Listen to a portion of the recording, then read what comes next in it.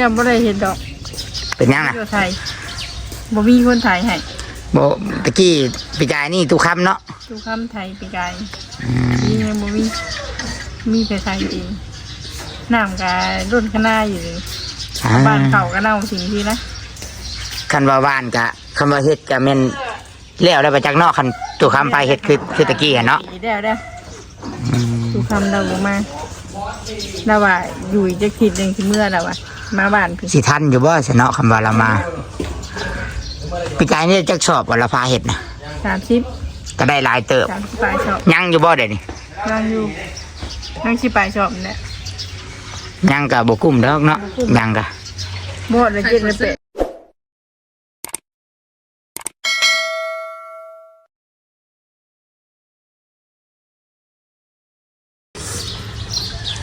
ทักทายสบายดีเด้อพี่น้องทุกท่านทุกคนพ่อกับน้องโมนี่แนมกล้องลูกพ่อกันเนาะยำแรงเวียกงานแต่ยังบ่ได้แล้วคักดอกอุ้มลูกเนี่ยจะคิดจะขณะจะเวลาได้ถ่ายคลิปนะพี่น้องเนาะจะบริว่าเมื่อนี้ก็จะมีโอกาสถ่ายคลิปเพราะว่ามีน้องมะนาวเพิ่นมาขอความช่วยเหลือนะพี่น้องเนาะเราก็มาดิดน้ำให้แหละแล้วเอาหมกม่วงมาฝากน้องมะนาวเอาหมกม่วงมาฝากโอ้ยมือหนึ่งก็อุ้มลูกมือหนึ่งก็ถือโทรศัพท์เนาะเราก็นั่งอยู่นี่แหละพี่น้องเดี๋ยวสินั่งล้มกับน้องมะนาวก่อนว่าไปแนวใดมาแนวใดเนาะจะหาคนไปไทยหน้าแกะให้เราเนี่ยพากันกินข้าวอยู่เนี่ยพี่น้องเลยเนาะน่ะพากันกินเห็ดปวกโมเมนต์เห็ดปวกเนาะเห็ดเพาะน่ะเห็ดเพาะน่ะมีข้าวเด้อแกะแกงเห็ดเพาะมาเด้อพี่น้องสบายดีนี่เอ้ยผู้ขาพี่น้องเนาะนั่นกับเมียกับลูกผู้ขาอันนี้กับหลานผู้ขาพี่น้องอันนี้กับน้องชาวพี่น้องเห็นแล้วสบายดีน้องมะนาวเด้อขึ้นมาแต่ดำน้ำใช้กระยังอันนี้บ่ได้ยังมาผักไอ้นะมะม่วงจะได้ยังอันนี้ป่ะนี่นางเข้มกับเงินเปล่าให้บ่เพิ่นให้ก็อยู่เบาเพิ่นก็ให้เอารถแล้วเนาะ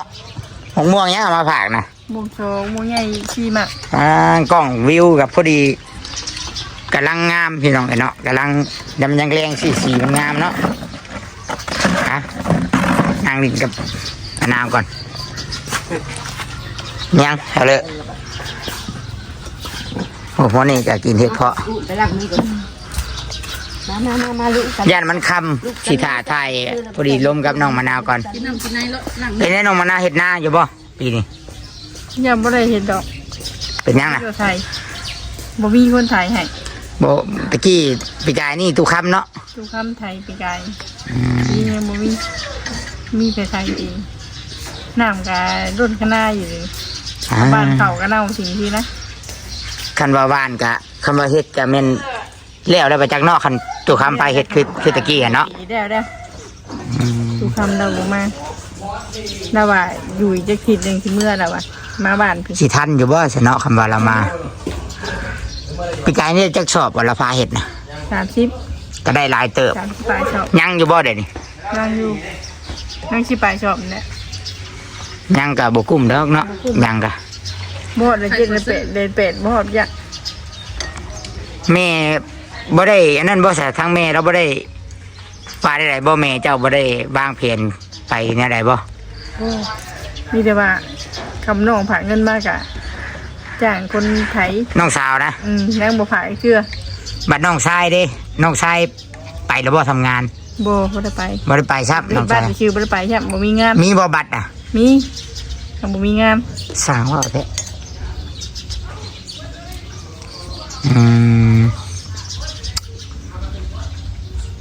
บัดนี้ญาติพี่น้องได้สาน้องมะนาวได้ให้ถามก่อนบ่มีบ่แบบว่าพ่อให้เพิ่นไปพาไถแล้วกับหวานมือเดียวก็แล้วแหละว่าหวานผู้ตู้คำพาให้จักมือตอนนะมือนึงก็เพิ่งห่านกับตัวสีเนาะ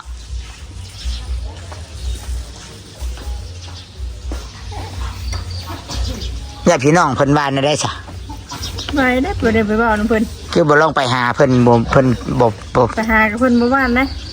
แต่ เพิ่นก็เฮ็ดหน้าเพิ่นสิบ่เพิ่นว่า พาไปจ่าจะดีเพิ่นยังบ่พาไป เอ้า มีแต่ว่าบ่มีรถ อยู่ไผอยู่มันนะว่าอะไรกันเนาะ เพื่ออยู่มัน เขาก็เลย10 ชอบก็เป็นข้าวเปลือกเนาะ เป็นกระเปือก สิได้อยู่วัง4 ชอบเสียงหยังกันนี่ เมียหัวฮะเขียดบ่ลืงห้องกินนี่มะนาวเสียงหยังกินนี่ฮะมันจะเป็นคนคิดตัวว่าตรงๆเสียงหยังกินนี่ ไปแล้วบ่ได้ยิน เสียงหยังว่าเจียวๆนะ บ่ได้ยิน มันว่าอยากเล่ามีคนตด ป้าเจ้า อ่ะข่าวเรื่องอีกก่อนพี่น้อง เดี๋ยวนี้นี่ไปใส่มาใส่แม่เราไม่ได้น้ำก้นนะบ่เดี๋ยวนี้ บ่ได้น้ำเลย ถือว่าโรคพยาธินี่ถือว่าหายปกติแล้ว มาอยู่กินยาไปได้กิน ยังกินอยู่บ่เดี๋ยวนี้ กินยามีแนวเดียวย ายังยาเอามาจะพุ่นบ่ ยามาจะได้ไม่ได้อัน ยาท่านหมอเอาให้ไงล่ะ มันแล้วไผกลืมมาให้ แล้วเอามาต่อให้อีกแล้วบ่ บ่ไปต่อเลยเดี๋ยวนี้ ยาตะกี้พุ่นบ่ ดาซิกี้เพิ่นนะยังเพลงเดียวเรื่องบัดนี้เบิดได้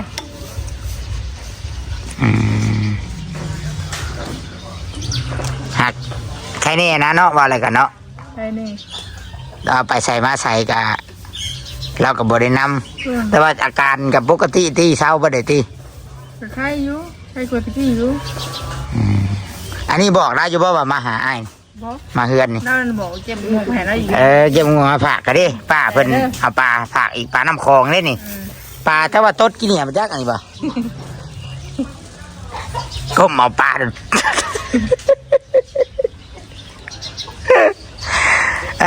มันนี่คิดฮอดอยู่บ่ตุกค ที่ทอดอยู่ ำคิดฮอดแล้ววันละสิอีกอาทิตย์หนึงบ่รอละสิมา แล้วบอกก็ไม่หักโทรไปหาแล้ววานไม่หักอยู่ประเทศนอก อืม แล้วโทรมาดิน้ำมือนะ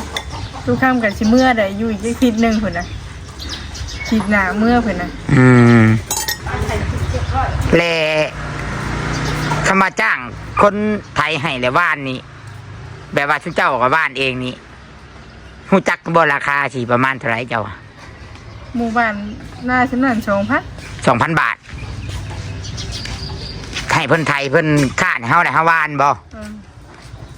ไทยเบิดได้5 วัน เฮ็ดแล้วมื้อหนึงกับครึ่งหนึงแล้วก็จนเบิดปีมีแต่เฮาลกหญ้าลกหยังมันบ่มันลกหญ้าลกหยังมันบ้านข้างในข้างหน้า มีแต่เป็นไทยกับคาด จนมันเป็นหมากเข้าแล้วก็เกี่ยวบัดนี่สบายแท้เนาะ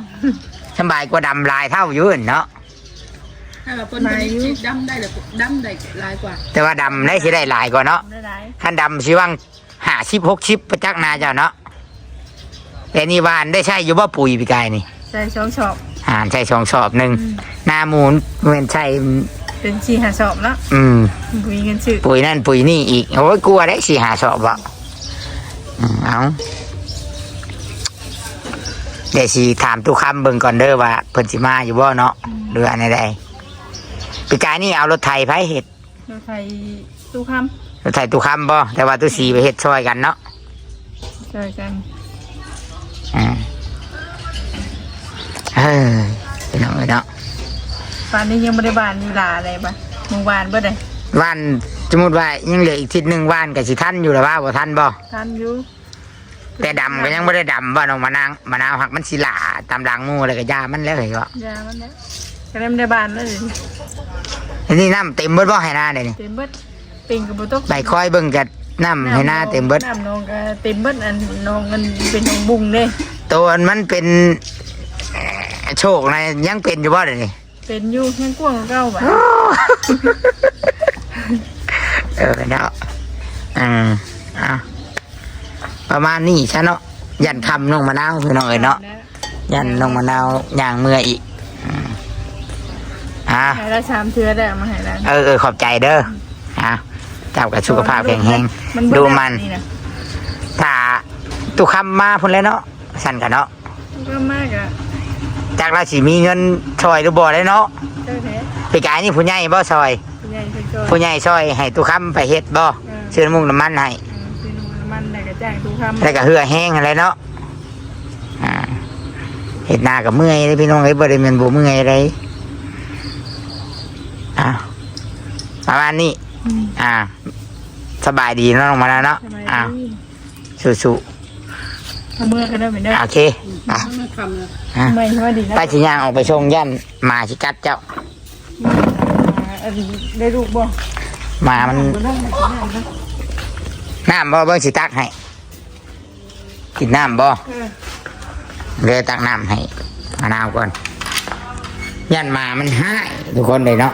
เวลามันเห็นคนแปลกหน้าเลยมันสีหายมาไม่ลูกอ่อนให้ลูกอ่อนน้ำเย็นช่ำได้มะนาวเลย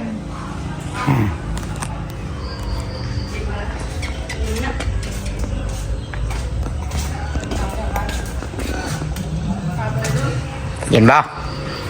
ฮะขอบใจคือกันเด้อฮะมืออะไรได้น้องมะนาวพี่น้องเอ้ย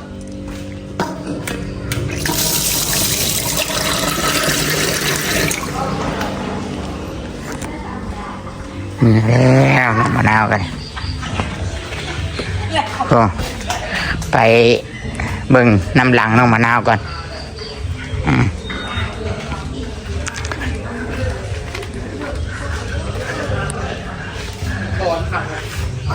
โอ้ย่างเมื่อไร